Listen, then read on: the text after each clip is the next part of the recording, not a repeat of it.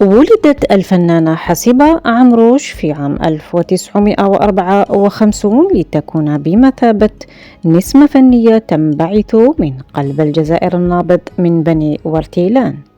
حملت معها إرثا ثقافيا غنيا وصوتا يتردد صداه بين جبال الصيف الشامخة. كان صوت حسيبة يسمع في الأفراح ويسمع في الطرقات والمدارس، حيث كانت تغني ببراءة الطفولة وعذوبة الصبا. ومع أنغام عبد الحليم حافظ كانت تبهر الحضور في كل مكان، لكن والدها رفض دخولها عالم الفن، وكان سببا في تأخر مشوارها الفني، لأنها لم تدخل عالم الفن كما أرادت هي بسبب الرفض الشديد لوالدها. ومرت السنوات وتخطت حسيبة سن 30 ومرض والدها وتوفى، وكانت فكرة الغناء لا تفارقها وأرادت تحقيق حلمها. وفي عام 1979 كانت البداية الحقيقية لحسيبة مع ألحان وشباب، حيث أطلت على الجمهور بكل ثقة وأمل لتنال الجائزة الأولى وتعلن عن ميلاد نجمة جديدة في سماء الفن الجزائري.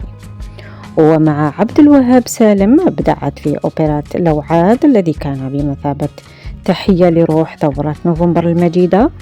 تعاونها مع نبلي فاضل كان بمثابة قفزة نوعية في مسيرتها، حيث أضافت أغنية هو فرحي هو سعدي بصمة لا تنسى في تاريخ الأغنية الجزائرية. ومع كلمات محمد عنقر تركت حسيبة عمروش إرثا غنائيا يحتفى به.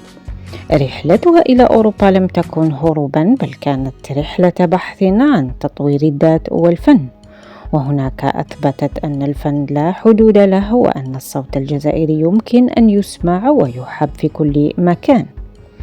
في قلب القبائل وجدت حسيبة صدى لصوتها، وفي أدائها للنغمة القبائلية وجدت الجمهور يطلب المزيد، وهي بكل تواضع وإخلاص واصلت تقديم فنها بكل أشكاله، مؤكدة أن الفن ليس له لغة واحدة، بل هو لغة الروح التي تتحدث بها كل القلوب.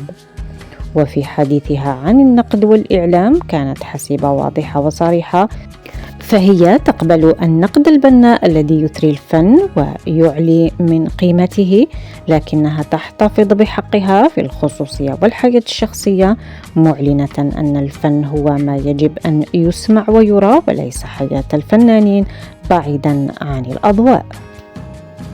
شكرا لمشاهدتكم الفيديو، أتمنى أن يكون قد نال إعجابكم. لا تنسوا الإعجاب بالفيديو والاشتراك في القناة ليصلكم كل جديد، وإذا كان لديكم أي تعليق أو اقتراحات شاركوها معنا في قسم التعليقات أدناه.